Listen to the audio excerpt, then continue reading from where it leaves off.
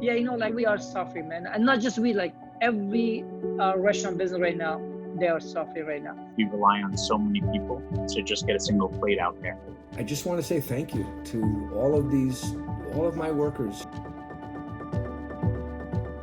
I want to thank everybody, the line cooks and the prep cooks, the chefs. Busboys that clean the table so you have somewhere to eat. Waiters, we have managers. The porter washing the floors and the dishwasher washing those plates. The company that we buy for them, the whole salad, we all connect together. It's important for all of us to try to empower each other to not feel scared and to have hope.